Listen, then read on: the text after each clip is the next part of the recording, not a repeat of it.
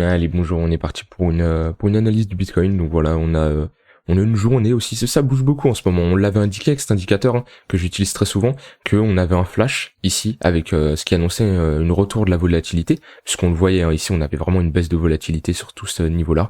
Et j'avais prévenu qu'un gros mouvement se préparait, on ne savait pas dans quel sens il allait se produire, mais avec la divergence MACD en daily, j'avais dit qu'il y a de grandes chances qu'elle se produise vers le bas. On a un faux breakout qu'on a réintégré directement par une clôture daily, on a englobé la bougie précédente et on a été chercher la liquidité. Et je vous avais dit, il n'y a pas de quoi s'affoler, on est toujours en tendance haussière tant qu'on ne clôture pas sous ce niveau-là. Vous pouvez regarder la dernière vidéo que j'ai sortie hier sur le Bitcoin, je l'ai clairement dit, tant qu'on ne clôture pas sous ce niveau-là, il n'y a pas de quoi s'affoler, la tendance est toujours haussière, parce qu'on fait toujours des creux de plus en plus haut. Là, si je passe en 4 heures, on a quand même quelque chose d'assez bullish, puisque on a été chercher la liquidité, donc cette liquidité-là, pour permettre potentiellement aux institutions de recharger en achat, puisque liquider les gens, c'est récupérer des stop-loss, donc la liquidité vendeur, pour avoir des acheteurs. Quand il y a des vendeurs, il y a des acheteurs. Donc pour permettre aux grosses institutions de rentrer, ceux qui ont des millions de dollars, il leur faut des vendeurs, sinon ils ne peuvent pas rentrer. Et c'est dans ces creux-là qu'on va aller chercher, tout simplement parce que les gens comme nous mettent leur stop-loss sur ces niveaux-là, au niveau des creux. Parce qu'un stop-loss, faut bien le mettre quelque part, on le met pas au pif, et en général, on le met au niveau des creux. Donc on a pris la liquidité et on se retourne. Donc c'est quelque chose d'assez bullish. Il y avait un trade à prendre, moi dommage, j'étais pas devant les écrans, sinon je l'aurais pris, mais on était...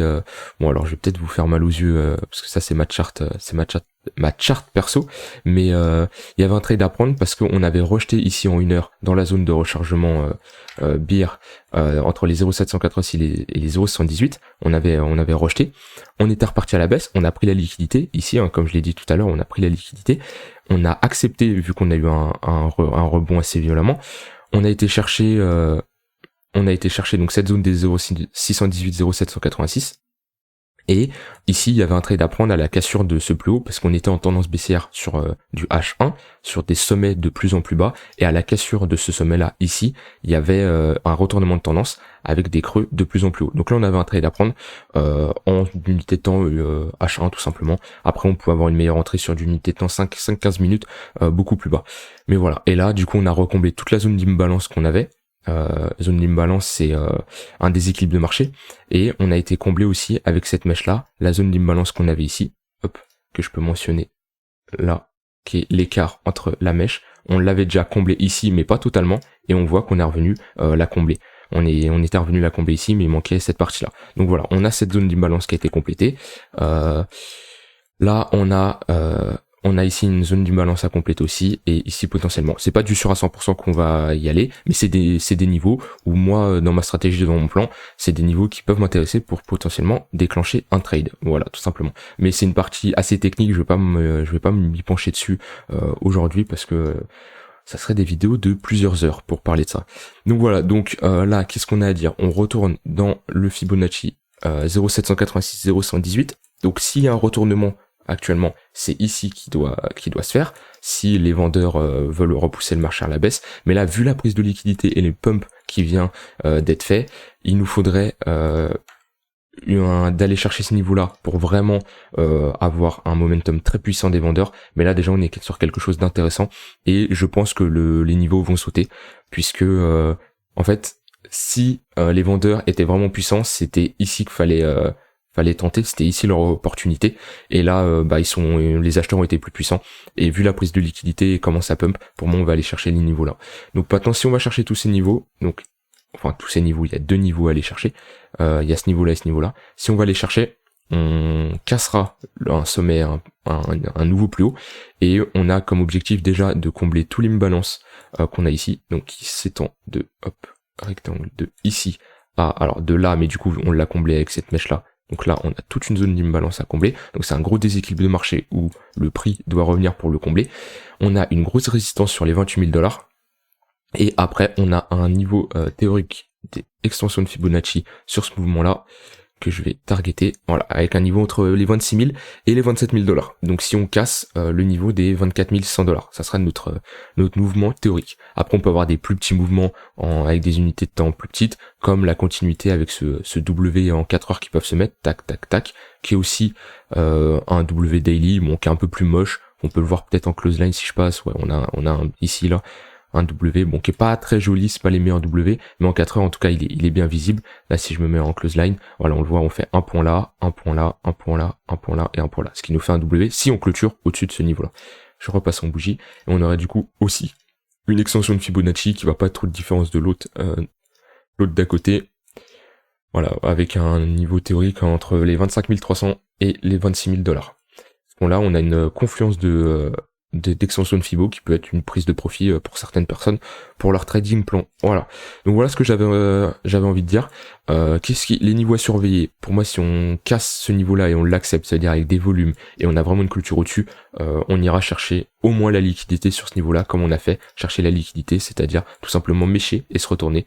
Donc ici, comme on a fait là, on mèche, on se retourne. Mais vu là, vu ce qu'on a fait, la prise de liquidité, le retournement aussi en court terme comme ça, c'est très bullish, le momentum est très fort. De toute façon, si je mets ma CD, on va le voir sur le pump d'une heure. Voilà, on a un momentum très fort et on le voit très clairement avec une divergence haussière qui était aussi annoncée ici.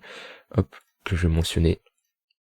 On a ici le cours qui fait un nouveau plus bas, alors que le MACD, lui, fait un nouveau plus haut ici. Hop, voilà, qui s'est cassé à partir de 8 heures ici du mat, et là on a eu la reprise. En 4 heures, au niveau du MACD, il n'y a rien à signaler.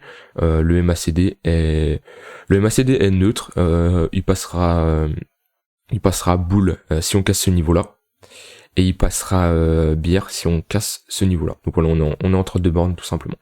Donc voilà, on va regarder ce qui se passe, mais là en tout cas, c'est très bullish. Maintenant, faudra pas oublier que là on vient d'avoir la clôture 1 heure, et là je constate qu'on a une imbalance ici qu'on peut potentiellement combler. Voilà, imbalance. Alors faudra voir cette mèche là ce qu'a fait, si on vient mêcher ici pour repartir.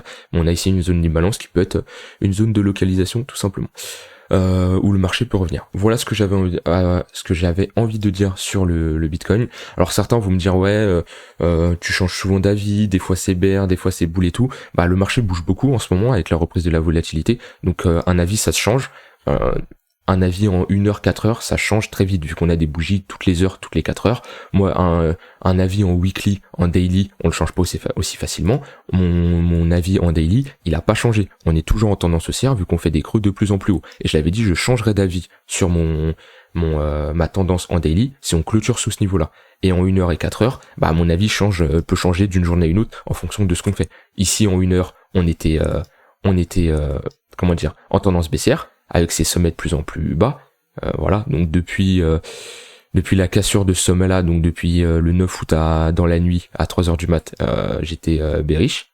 Et depuis la cassure de ce niveau-là, ici, il y a 1 heure, bah je suis repassé bullish en H1. Donc voilà, c'est pour ça, sur les petites unités de temps, la tendance peut se changer très rapidement. Donc c'est pour ça qu'il faut quand même assez être devant les charts si vous êtes sur des unités de temps assez courtes. Mais voilà, en tout cas, là, sur tous les unités de temps, c'est bullish. Donc on attend de voir ce que ça nous donne. Et on a une petite contraction en 4 heures, puisqu'on n'arrive pas à déterminer de tendance. On est dans un range en 4 heures qui est assez visible. Et si je mets, hop, ici on a un sommet, et ici on a un creux. Et on voit que ça se resserre. Donc on verra où ça casse. Mais là, avec la prise de liquidité, pour moi, il y a plus de chances que ça casse au nord. Bon, en tout cas, affaire à suivre. Mais voilà, petite vidéo du jour sur l'actualité du Bitcoin. S'il y a des choses que vous n'avez pas compris, sans revenir là-dessus, parce que là, bon, on est sur des termes assez compliqués. Mais si là, dans ce que j'ai dit sur cette charte, s'il y a des choses que vous n'avez pas compris, vous avez des questions et tout, posez-moi ça soit en commentaire, soit sur le Discord où j'y répondrai avec plaisir. Et on se retrouve en tout cas nous demain pour une prochaine vidéo. Bye bye.